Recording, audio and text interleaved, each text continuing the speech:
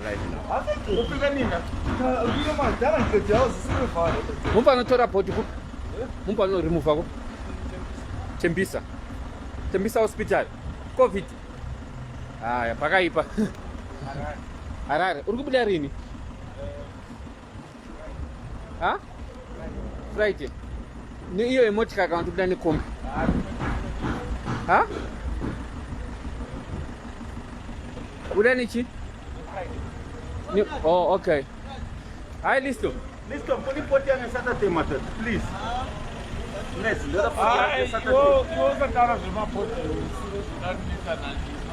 alright, at least you guys mafamba mese nasi magadzirisana. Atidi ma problems again. Muri mkomane mninyina. Alright, tichifamba because akubvisira body chimbomira ndiri pa live. Pane zvandiri kuita. No override. Consult. Alright guys, we are toda kutenda family toda kutenda community yema Zimbabweans vari ku Cape Town. Vakaratidza rudo nekubatana. Famba man, so undikanganisa man. Famba. Alright. Unobudera? Unobuda shamwari? Sorry guys, ndiri pachona pakati sungike, but I'll make sure kuti ndapa. Alright. I want to thank the community yema Zimbabweans vari ku Cape Town. Vakakwanisa kuraisa mari, vakabatsira kuraisa mari ye repatriation yemukomana uyu watiri kuendesa kuZimbabwe anonzi Simbarashe Jona. Zvakavatorerawo nguva kuti mari iraisike, but at the end of the day vakazokwanisa kuti mari inge iri yakakwana. I just want to remind the people kuti mukoma Jona vakafira ku Mutata province iri ku Eastern Cape. There's another province in Cape Town, in South Africa. He's a victim of crime in South Africa. I will tell you kuti I don't even understand kuti vanhu vachona chavaida chaichochi, because he was shot many times. It's bad. I don't know kuti chavaida chi. He was a young man angangotangoka business kake zvekuti azviramire. You guys, you understand kuti zvinhu zvakangooma muSouth Africa. Saka anga akavhuroka shop kake kadikidiko kekuti vanhu vaya vachitengawo tumagrocery twake. It was not really big. Then unfortunately these guys vakamupindira mumba. I don't want to tell you how many bullets were shot, but it's horrible. Asking them kuti chicha vakabenefita ipapo vamupfura kudari, there's nothing. Saka nekungoona kuti kuZimbabwe zvinhu zvakaoma at the moment, vanhu havana mari and so on.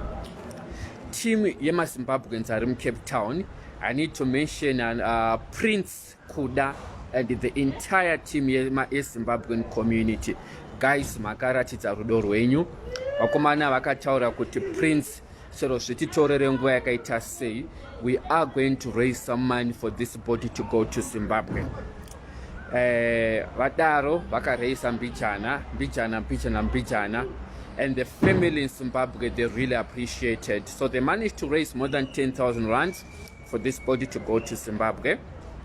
Munhu akafira kunonzi ku Eastern Cape. It's very far from Cape Town. I think the driver drive 1,200 kilometers. So this body yatinayo yabva kure. We took it from Mutata to Cape Town, which is 2,400 kilometers.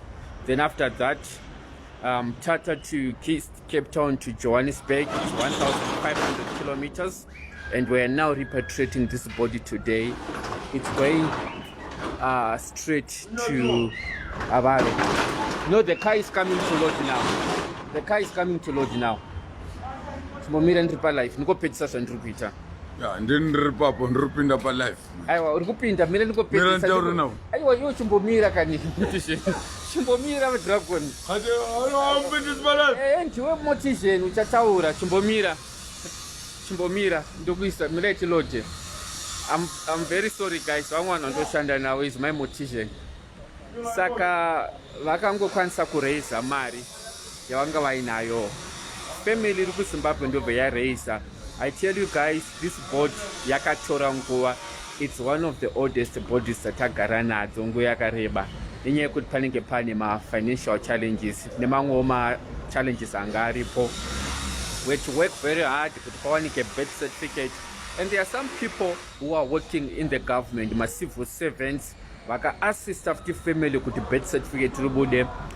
Papa sina kana any document, papa sina kana passport, papa sina chitupa chekuZimbabwe, there was nothing. And then vamwe vanhu vanosenza kuregistrar office, they assisted the family making sure kuti ma-documents ese anga aripo. I won't dwell much on the state of the body, but it's so terrible.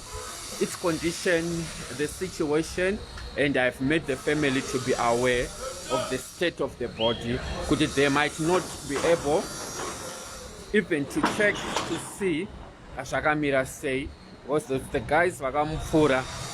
I don't want to describe. It's just bad. It's one of the lessons that we need also to encounter. I think this is the second board this week. Zimbabwe. I also repatriated another body yesterday. Another guy was shot in Cape Town. He was shot 5 times, 5 bullets. We don't know why they're taking on those 5 bullets. And then we are sending another body tomorrow that is leaving Cape Town. It's the same old story again, a crime. And this guy was also shot 6 times, but this one they took the car. So it's back to the old story. Ema repatriations achaita mazhinji ekuti vazhinji Dragon, where is Nyata where load the boat? There's Nyati, he says car is coming. Mr. Nyati, we need to load it now. No, Nyati, there's Nyati. Yeah, all right, it's fine. Talk to me, talk to Nyati. Me I've done. Waita basa rako wapedza. Togadzirisira. Chimbomira ndipedze kani. Guys, chimbomira kani Dragon. Chimbomira kani, guys. Chimbomira kani. Guys, my apology for that. He's my mortician. I think anenga mbongwa mnongozoba saravanoita iri ne condition of the body. Angafana kuti ambinga ari strong akangopika because the situation and the condition does not look good.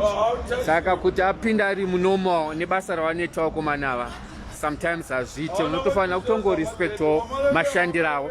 The moment you want to control them and so on, knowing zvavanoita zvavanosangana nazvo, it's better kanani zvavanoita kuti anga ari munhu ari bo as long as achikwanisa kupedza basa dzenguva. So yeah, that's the feedback that I wanted to give to the family again. Kuti the family in Harare, I have informed you kuti regardless kuti family chine mamwe challenges emari and so on, we've made a decision also on behalf of the company that we are going to repatriate the body and we are in touch with the family. I know the people in Zimbabwe, zvakangooma guys, even kuti vanhu varaise mari dzekuti body ende kuZimbabwe, vanhu vari kuZimbabwe havana mari. But family yatsvagawo painogonawo kuti body ende kuZimbabwe. Anamukoma Prince, anamukoma Tapiwa vari kuCape Town vamiramirawo, ana Mr. Zisengwe vari kuDurban vamiramira. He was a very, very young boy guys. Afanga sina kukura. It's just painful kuti daiva ingoda kumuuraya. One bullet was enough. I don't even understand kuti why should they keep on kuramba vachingoendesa mabullets akawandisa pamiri wemunhu. The same situation in the body andakaendesa futi nezura andataura. They have to put more bullets on Moon. The same one that I'm going to do the live tomorrow, Birikupa Cape Town, the same old story. I know life is very difficult guys in South Africa. Sometimes we are in this situation, but sometimes our safety is very important guys. Tombo Samao and so on. It doesn't look good even to us on the company dealing with situations like that.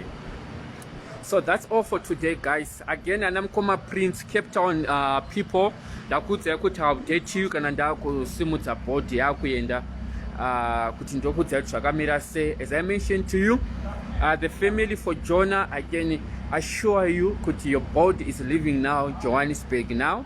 is going to Zimbabwe today kuchitungwiza, and we so far we've done our best as a company to assist you. Nepatinokwaniso pachonawo, we to use change the casket, we use another different one.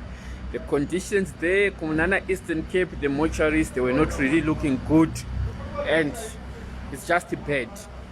But we are saved to save. Someone anondibvunza kuti naye Mr. Mukoma Munetsa muite basa ramunotyerere and zvakadai. But at the end of the day, some people have to do the job that we do. Anditi kuti zvifambe. So anyway, that's all for today. Unfortunately, apana family, there's not going to be a service yatinoito vanhu vachiimba, vanhu vachinamata. Guys, this is just a painful experience. We are sending the body, apana anamata, apana vauyo vefamily kungooneka nawo and so on. Vanhu vakangobatsiro vazhinjiwo, they are just friends vari kuCape Town among few family members. And vari kuZimbabwe, Jona's family, I would like to say rambai makashinga. I know kurewa kwakaitwa mukomana uyu, it's horrible to be honest guys. I don't want to dwell much on the state of the body kuti yakamira sei, but I've explained to the families, I sent them the photos. It's just bad. They've accepted it. Jona yachona upenyu omunhu rumo wakuma Mwari. Sus from the Munetsi Funeral Services, Great Hope, will continue to help our Zimbabwean community. Sometimes we don't get money, we don't get profit and so on. We are in this industry to support our community and so on. My diaries, thank you very much. Ne rudo rwenyu rwamunoita need to support us. Chandongokumbira ndechekuti ngatingorambaiwo takadanana.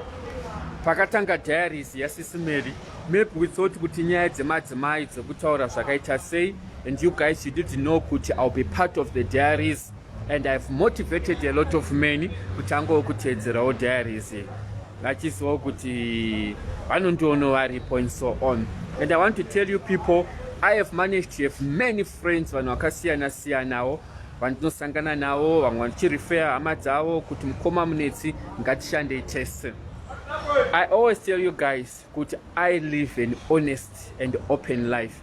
If I was a controversial figure, you guys, you'll be very disappointed kuti Mukoma Munetsi vakuita sei, Mukoma Munetsi makaita sei, munorarama life ipi.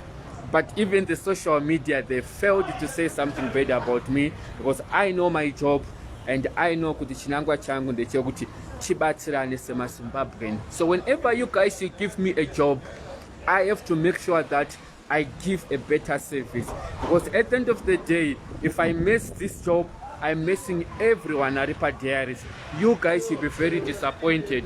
Kuti naye Mukoma More Boys makuita same. Mukoma More Boys tinoku respect hai. So pamwe pachona I get involved with these jobs. I have entire management anondishandira managers vari operations, but sometimes I have to be involved, especially kuma cases epamadiaries apa. So thank you very much. Those who are asking about my number, and na any, thank you very much. My number is 062 052 5889. So you guys, if you can come direct to inbox kwangu, then I'll give you the number.